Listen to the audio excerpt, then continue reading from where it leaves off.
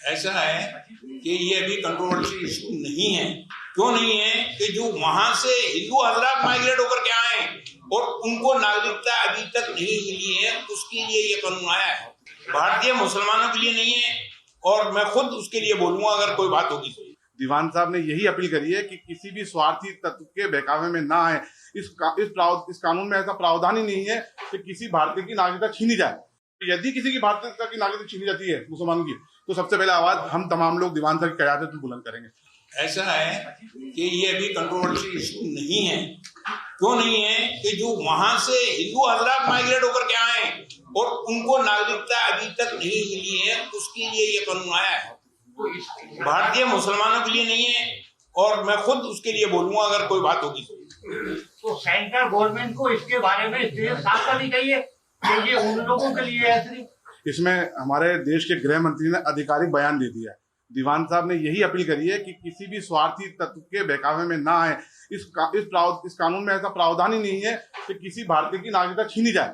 ये भारतीय में जो बाहर से लोग आ रहे हैं, पीड़ित प्रताड़ित लोग, उनको नागरिकता देने के लिए। और यदि किसी की भारतीयता की नागरिकता छीनी जाती है मुसलमान की, तो सबसे पहले आवाज हम तमाम लोग दीवान साहब की क़यादत में बुलंद करेंगे।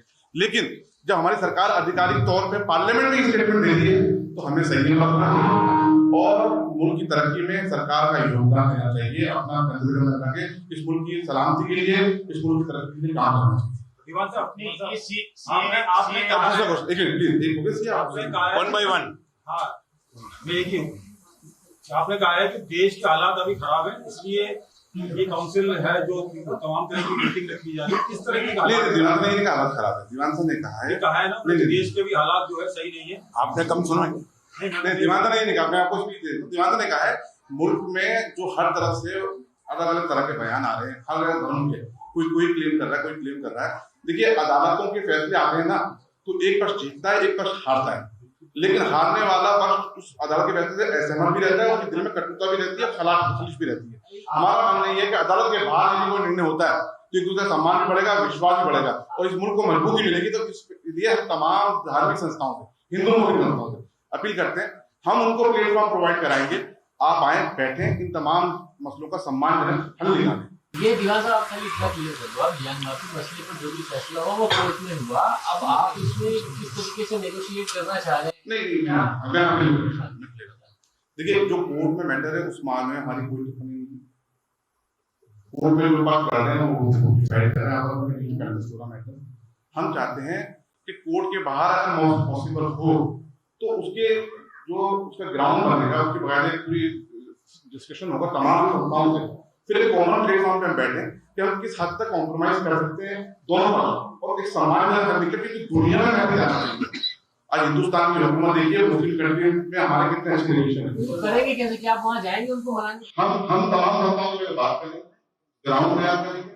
दीवान साहब ने मुझे हुक्म दिया, हम सबसे बात करेंगे। पहले मुस्लिम संस्थाओं से बात करेंगे, फिर हिंदू संगठन से बात करेंगे। हम चाहेंगे कि उसमें हम लोग उनकी मध्यस्थता करके इस मसले का हल निकालें शांति से, और जो सबको मंजूर हो सम्मानजनक। आपकी मुस्लिम संगठनों से, मुस्लिम तंजीमों से, इदारों से, जो खानकाहों से हट करके किन किन से बात हुई? देखिए, हम तमाम संस्थाओं के टच में ऑलरेडी रहते हैं, बातचीत होती रहती है। लेकिन अब ये मौकूफ दीवान साहब किबला ने, जो हमारे चीफ पेट्रोन है काउंसिल के, उन्होंने रखा है। और तमाम जो जितनी जिम्मेदार संस्थाएं हैं देश में मुसलमानों की, उन सबसे बात करेंगे, और तमाम उलमाए दिन से भी राय मिलेगी कि इस मैटर पे किस हद तक हम किस तरीके से बात कर सकते हैं। उसके बाद में हम हिंदू संगठन, उनसे भी हम लोग टच में रहते हैं, उनसे भी हमारी बातचीत होती रहती है।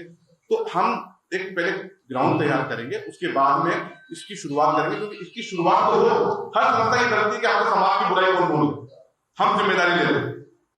हम कोशिश करेंगे कि इस मुल्क से इस दारुल विवाद को हमेशा से समाप्त किया जाए। तो आज की तारीख में लड़ाई झगड़े का वक्त नहीं है। आज की तारीख में अपने मुल्क को मजबूत करें। भारत विश्व की तीसरी सबसे बड़ी अर्थव्यवस्था बनने जा रहा है। हमारा विकसित भारत की तरफ हमारा बड़ा अभियान है, तो हम सबको इन सब चीजों को पीछे छोड़ के हमें आगे बढ़ना